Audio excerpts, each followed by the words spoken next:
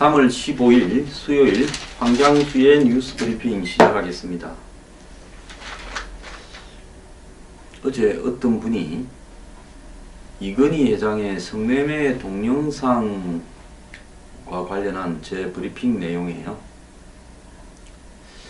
황장수의 안보나 이런 부분은 믿겠는데 그 외 부분에 대해서는 이제 진절머리가 나서 안 보겠다, 떠나겠다, 맨날 헬 조선만 이야기한다, 이렇게 말을 했습니다.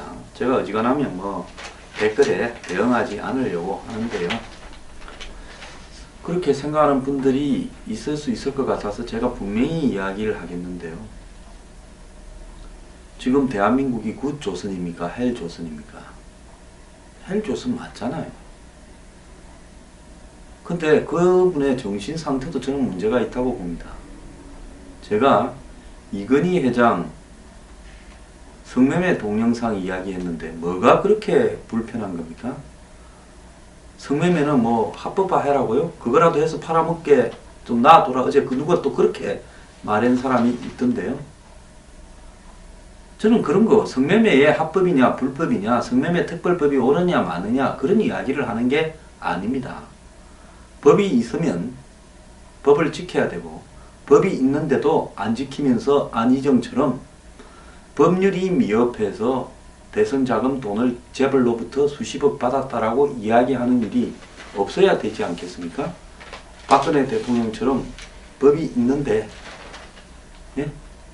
그 법을 억지로 나한테는 적용이 안 된다고 하는 일도 없어야 되지 않겠습니까?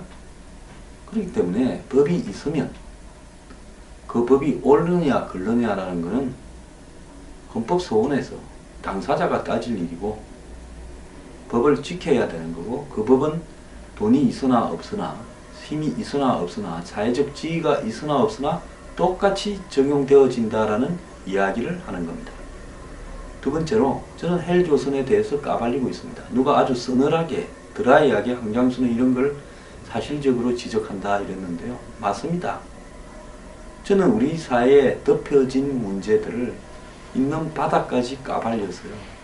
이 사회가 그렇게 가지 않고 지금이라도 스톱이 걸리면서 좀 더 나아지는 방향으로, 더불어 살 수 있는 방향으로 가야 되는 게 아니냐라는 겁니다. 이 말을 하는 사람을 좌파냐 우파냐 진보냐 보수냐 따진다면 그 사람의 정신 상태는 정신병원에 가야 되거나 특정한 잘못된 사이비 이념의 노예가 되어 있는 게 아닌가 의심해야 된다고 저는 보고 있습니다. 아무도 이야기하지 않는 문제를 언론이요, 이건희 동영상이랍니다. 자, 거기에 성매매가 중점에 방점이 찍혀야죠. 왜 이건희 동영상입니까? 이건희 회장이 무슨 고인연애 재롱 뜨는 영상입니까? 제목부터 잘못됐잖아요. 이 썩어 빠진 언론들이 저처럼 왜 이건희 회장의 성매매 입건 여부에 대해서는 아무도 안 따지냐라는 말을 하는 사람이 없기 때문에 나도 지저분해서 이런 이야기 가지고는 말을 안 하려고 했습니다만은, 사회가 잘못 돌아가도 한참 잘못 돌아가고 그런 데 대한 문제 제기를 하는 사람조차도 없고, 법률 집행기관이라는 사법기관들은 일을 거꾸로 하고 있기 때문에 제가 지적을 한 겁니다. 자, 그러니까 그런 부분을 불편해하지 말길 바라고, 불편해하는 사람은 내 정신상태에 문제가 있는 게 아닌가. 삼성에서 좀 많이 얻어 드셨습니까? 자, 오늘 첫 뉴스요.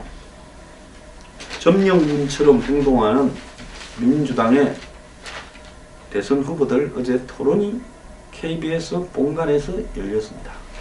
탄핵 이전에는 공식적인 토론을 못하겠다고 요리 빼고 조리 빼다가 라디오 토론하고 오마이TV 토론하고 그러다가 이제 대선이 본격적으로 시작되니까 할 수 없이 서울 여의도 KBS 본관에서 공중파와 주요 종편 그 다음에 보도 채널 중계하에 토론이 있었는데요. 90분간에 온갖 메뉴를 다 올려놓고 토론을 하고, 여기에 애초에 출마 자체가 대통령이 되겠다라는 의지나 한 그러면 최소한 본인의 그레이드를 올려보겠다라는 목적이 아니라 문재인 후보의 도우미로 안희정, 이재명, 특히 이재명 후보를 겨냥해서 이렇게 집중적인 공격을 하는데 그 용도로 출마한 것으로 보이는 최성 후보도 있었습니다. 그리고 이들이 잡다한 토론으로 토론 같지 않은 토론을 하면서 시간을 끌어버리는 동안에 정말로 민주당의 대선 후보들이 그 중에서 셋 중에서 한 명이 대통령이 될 거다. 민주당의 후보가 되는 사람이 대통령이 될 거다라는 이야기가 언론에도 파다한 상황 속에서 어제 한 토론의 내용에 보면 수박 그달기식으로 그냥 시간을 형식적으로 배분해서 짚고 넘어가 버렸다는 겁니다. 그 속에서요, 제가 이번에 대선 후보가 반드시 중점을 가지고 해결해야 되겠다라는 그런 문제들에 대해서는 제대로 하나도 토론이 안 됐습니다. 첫 번째로는요, 국가적 차원의 주거 문제를 어떻게 해결할 것인가. 새누리당의 후보로 놓은 조경태 후보가 이 이야기를 했었습니다.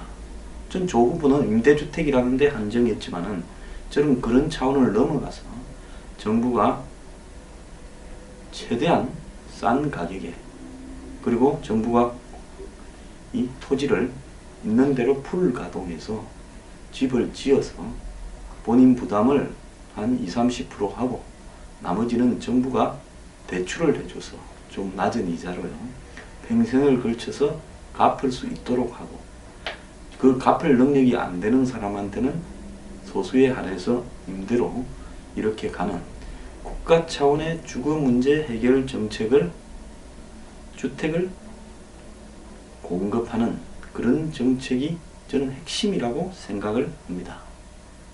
자, 그러면 지금 은행에 잡혀있는 집들, 하우스 푸어들은 어떻게 하느냐. 이 사람들은 은행에 집을 넘기고 이자를 낼 돈으로, 원리금을 낼 돈으로 그 집에 다시 임대로 살게 하는 배려를 하면 그런 사람의 문제도 해결할 수 있다고 보고 있습니다. 자, 두 번째로는 지금 우리가 통신비, 유류비, 휘발유 가격, 그 다음에 국민들 다수가 들고 있는 보험, 의료보험 말고 사보험 말입니다. 그리고 차나 가전제품 같은 주요 생필품, 이런 부분에 있어서 독과점 가격이 형성되어 있다. 여기는 주택 가격도 마찬가지라고 보고 있습니다. 한국의 재벌 몇 개가 독과점을 이루고 있다. 저는 여기에 약값도 그렇고 의료비도 그런 부분이 있다고 보고 있습니다. 그래서 이런 부분들을 타파하기 위해서 국가가 독과점에 대한 과감한 손질에 들어가야 된다. 저는 이것이 경제민주화라고 봅니다. 자, 그리고 공공일자리 창출을 이야기하는데 이 공공일자리 창출이 어떻게 예산 범주에서 과감하게 가능할 것이냐. 저는 국가 예산 400조 중에서 150조 정도를 일자리 창출하는 대로 집중 배치를 해야 된다. 복지 예산, 인프라 예산부터 시작을 해서 국방 예산부터 교육 예산, 문화예술 체육 예산까지도 일자리를 창출하는 쪽으로 연결시키고, 일자리가 창출되지 않는 낭비적인 형태의 집행 같은 경우에는 없애야 된다. 어제 한 언론에 보면 정부가 재래시장에 ICT 센터, ICT 카페 이런 형태로 상인과 고객이 ICT 체험을 하고 휴식을 할 수 있도록 만들어 놓고, 또 고객들이 상품 안내와 가격 할인 등 쇼핑 정보를 얻고 상인들이 ICT 교육을 받을 수 있는 공간으로 만들어 놓고 거기에 고객들을 위한 책과 잡지도 갖다 놨다. 이런 사업을 했다고 합니다. 그런데 이 사업에 90억이 투자가 되었는데 노인들 몇 분들만 앉아서 쉬거나 노숙인들이 쉬는 장소로 전락해 가고 있다. 한마디로 이거 돈 낭비죠. 그것뿐만 아니라 재래시장에 청년 창업 무슨 이렇게 해가지고 지원을 해줬는데 그 중에 상당수가 다 망해가 버렸다. 그 청년들부터도 솔직히 말하면 정신상태에 좀 문제가 있다고 봅니다. 정부 돈이니까 좀 쉽게 지원받아서 지돈 조금 보태서 하다가 안 되니까 다 틀고 가버린 거죠. 이런 일들이 예산을 낭비하는 일들이 곳곳에 수두룩한데 이런 예산을 낭비하는 이상한 행태의 실험을 할 게 아니라 벤처 지원한다고 낭비할 게 아니라 전부 다 일자리 창출과하고 관련해서 지출해야 된다는 것이 제 생각입니다. 그래서 공공 일자리 창출만 이야기를 하지 현재 있는 획기적으로 늘어날 수 없는 국가 예산 하에서 그 예산을 어떻게 일자리와 연결시켜서 하겠다라는 사람 하나도 안 보입니다. 그리고 근본적으로 현행과 같은 이런 한마디로 할아버지의 재산, 부모의 정보 여기에 의해서 대학에 들어가게 되는 이런 복잡한 수천 가지 입학 방법을 과거의 학력고사 방식으로 회귀하고 더 나아가서 사교육을 철폐하는 부분에 대한 획기적인 이야기를 하는 사람이 없습니다. 남경필 후보만이 국민투표에 붙이겠다고 실행 여부를 떠나서 그나마 과감한 사교육 척결 대책을 이야기를 했습니다. 그리고 적폐청산이라고 지난 정권의 부패를 청산하겠다. 박근혜 이명박 정권의 부패를 청산하겠다 했지 저들이 잡았을 때의 부패는 어떻게 하겠다라고 말을 하지 않습니다. 정치 보복이지 제도적으로 부패를 방지하기 위한 대책을 어떻게 하겠다라는 이야기를 하지 않고 있습니다. 그래서 제가 방금 말씀드린 이런 국가의 시급한 5가지 부분을 말하지 않으면서 말도 안 되는 4차 산업혁명이 있다는 소리만 하면서 시간을 보내는데요. 지금 이 후보들이 어제 문재인의 리더십 대한 공격, 왜 김종인이 손학규, 김한길, 박지원, 안철수 다 쫓아냈냐, 그리고 안희정이 대연정을 주장했는데 그게